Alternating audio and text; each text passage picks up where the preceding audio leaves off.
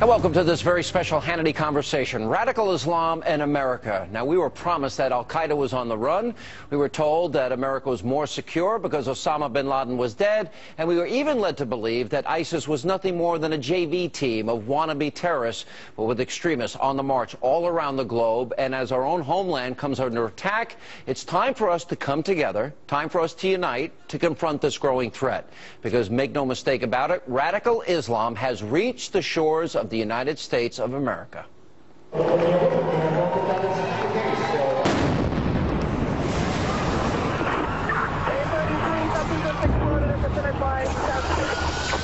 Terror attack at the Boston Marathon. A White House spokesman says the explosions in Boston are, quote, clearly an act of terror.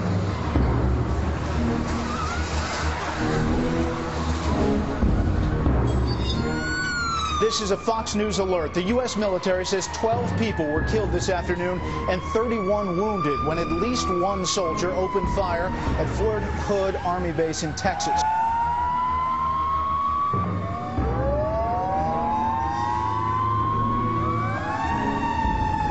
This is a Fox News alert, a beheading right here in America, in Oklahoma. Is that him who's back? Yeah, it sounds like he's running around out here. And that's a gunshot. Woman decapitated, and then the killer took his knife to a second woman, stabbing her, and now new fears that the suspect is linked to Islamic extremism. The tragic events out of Boston, Fort Hood, Oklahoma, and elsewhere prove that the threat that is posed by radical Islam is real, which is exactly why, over the course of the next hour, we're going to confront this issue head on. But before I bring in our star-studded VIP panel, let's first take a look at a newly released AP poll. Now, it reveals that only 19% of Americans are extremely confident that the government can effectively minimize a threat that is now posed by a terrorist attack. And let's be honest, who can blame them? For years, President Obama has downplayed the threat that is posed by al-Qaeda, and when ISIS began to gain traction, he dismissed them as the JV team. Here's what I mean. Osama bin Laden is no longer a threat to our country. We've put al-Qaeda on the path to defeat. We ended the war in Iraq, refocused our attention on those who actually killed us on 9/11. And as a consequence, al-Qaeda's core leadership has been decimated. If we are joined by the international community, we can continue to shrink ISIL's sphere of influence, its effectiveness, its financing, its military capabilities, to the point where it is a manageable problem. All right, pretty scary from the man who's responsible for keeping Americans safe. And on that note, let's start this Hannity conversation on radical Islam and America. Tonight, my distinguished panel for the entire hour includes the co-host of The Five, Bob Beckel, the president and founder of the American Islamic Forum for Democracy and author of A Battle for the Soul of Islam. Dr. Zuhdi Jasser is with us. And also with us is Indianapolis area imam, that's Mohammed Sadiq, and Fox News military analyst Colonel David Hunt. I got to start with this. Was Fort Hood an act of terrorism? Was Boston an act of terrorism? Was Oklahoma, the beheading, an act of terrorism? Yeah, clearly. Clearly, all examples of terrorism. And he called it something different with politics. I mean, we called it a workplace violence in Fort Hood. It was ridiculous. It's ridiculous. 13 dead, 30 injured. Allahu Akbar, the guy says, is Major Hassan. Clearly an act of terrorism, as obviously the Boston Marathon. Imam? I can't say what it is. I can say what it isn't. It has nothing to do with Islam. But I can say it was a terroristic act. I can also say it was a horrible act, and it's something we all appall and can't stand. How can you say it's nothing? Are radical Islamists, those that believe in jihad against the infidels, those that want holy war, those that view apostates as having to be killed and death should be to apostates, are they not radical Islamists? No, you can't. I keep trying to tell you, Sean, you cannot put Islam and radicalism together. Why not? Is there no such thing as radical Islam? No. Islam was revealed by God.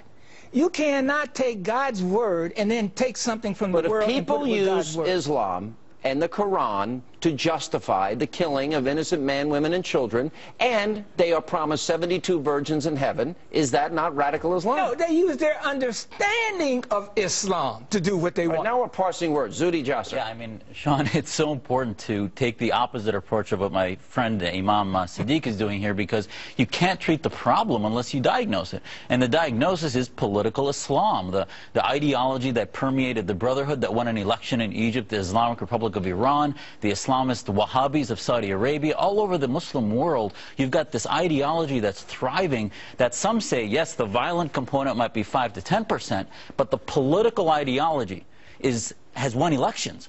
And this is what drives, this is why it's so important to call Fort Hood terrorism.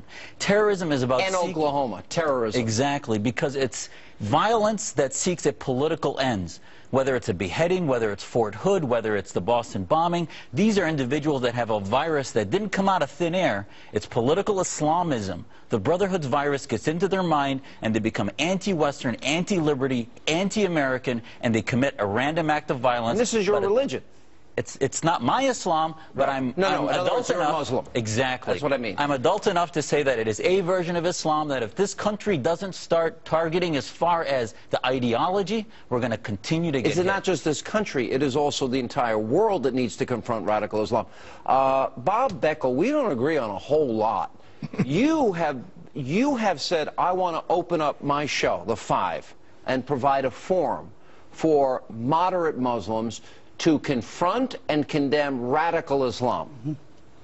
Well, I'm not overstating the case. I was the first one on this network to come out strongly on this issue. And my point was that if you look at Boston and if you look at 9/11, those two particularly, there was not a single head of a Muslim state, not a single imam, not a single cleric, not a single person of any standing in the community in the Middle East who ever said they thought this was wrong, that it was not the following, that the Prophet would not have approved of it. And I said one thing very bluntly, which got me in a lot of trouble, but I'm going to repeat it. If you don't speak out, you either agree with these people or you're cowards. Well, all right. Those that are watching the hijacking of their religion, that don't have the more radical interpretation of the Quran, because you can interpret things any way you want, I guess. Those that take jihad seriously, infidels seriously, holy war seriously, and take neither Christians nor Jews, and we'll get into this in more detail, are they afraid, or it seems there can only be one of two things, Dr. Jasser. Either they're afraid that they will be targeted and labeled an apostate, and we know if you're labeled an apostate, the penalty of which is death, or are they silently supportive, perhaps, of that interpretation of Islam? Well, I think it's all of the above. I think there are components of those of us that are trying to reform, that see what happens to people like me that speak up and get targeted and How many fatwas have been put out on you? Yeah, I mean, I can't tell you the number of times that Islamists target me as being not a Muslim or some type of tool or any other way to avoid the message, which is that we need reform, and I do it from a position of love within my faith. But with all due respect to my friend Bob, the left has, and why aren't you waking up your friends on the left? They have prevented us from having the conversation. We need a this is not a partisan issue.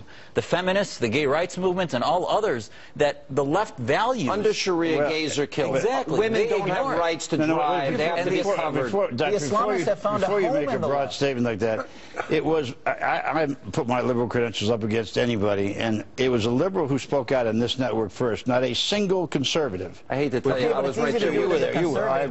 Do it on the left. What we have to do here is recognize this is not a liberal or conservative issue. It requires us to say in unison that we are a country that is under attack by individuals, by organizations, by others. That by an ideology. But can I just take the workplace violence for a second? The one thing I will say to defend the Justice Department, if you declare it an act of terror, it doesn't fall under the Patriot Act. Or it does fall under the Patriot Act, and that means it would be much more difficult to have this guy convicted. If it's workplace violence, it's easier to have him convicted. But let me just stop you. But the president, I think that's right. The official line of the administration is that Fort Hood is workplace violence, and that Oklahoma, they refuse to say an act of terrorism. So you're at odds with with a president that you're pretty supportive of. I want to hear what But stick with that. You're at odds with a president you generally support a lot. I believe that it was an act of terror, but I believe it's easier to prosecute if you call it workplace violence. But and it's easier the to first report on Fort Hood didn't even use the word Islam, jihad, Salafi. His name wasn't even in it. And then the William Webster report 2.5 years later did address some of the ideologies, but it is just, I think, absurd and insanity that we're not addressing the ideology of jihadism. We're not doing it. It's not more difficult, Bob. And the problem is that the Justice Department has drug its feet, as the Department of the Army has, on prosecuting this guy. I don't care if you call it stealing cats and dogs. The guy should be in jail. Should have been executed a long time ago for what he did. So the definition, my problem was that it was so obvious not to call it an act of terror and to go to workplace violence. The problem with both definitions is that the government has not prosecuted this guy. Yeah, but we just haven't. Why can't we just start? You know, I mean, okay, I think we're at the and they live happily ever after. Whatever happened to once upon a time? You know, meaning where does the story start? We all agree. We're Americans. I'm an American. Let's understand that we're all in agreement, I believe, that we don't want any harm to come to any innocent person, and especially American citizens. You know, but I've had you on this program, and I ask you, is Hamas's charter says to obliterate Israel. I ask you if they're a terror organization, and you say no. I don't, Sean. No. That's a big deal. If you can't admit the obvious, if their charter says to kill Jews and obliterate Israel, that's a terror organization. Okay, but Sean, here's the thing that I Why don't. Why won't you say it? Okay, but can I explain? Now we have a little time here.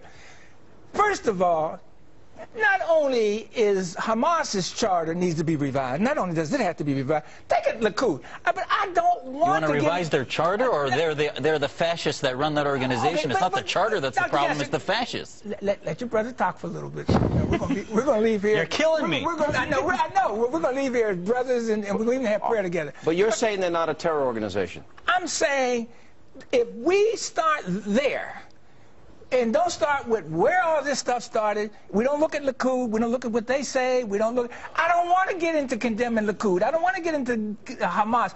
I want to come together first on the idea, let's save our country and let's save innocent people. And we as Americans... The only way you're going to start is for people, good people, to challenge a charter that calls for the destruction of a state and an innocent people. But maybe in the final analysis, Sean, if we start at the beginning... But if you don't do it, you're an imam. Your apologetics, though, are actually... I'm not apologetic, but there are steps that we must take to get to that. Right. That way we'll cut the cake fairly, and we won't be just singling it out. We have a lot more to come. Guys, stay right there. Coming up next tonight, right here on Hannity. The United States is not and never will be at war with Islam. Islam teaches peace. All right, for years, President Obama's been saying that Islam is a religion of peace, but some say recent world events may prove otherwise. Our panel will debate that important issue coming up next as we continue a Hannity conversation. Radical Islam and America. Straight ahead.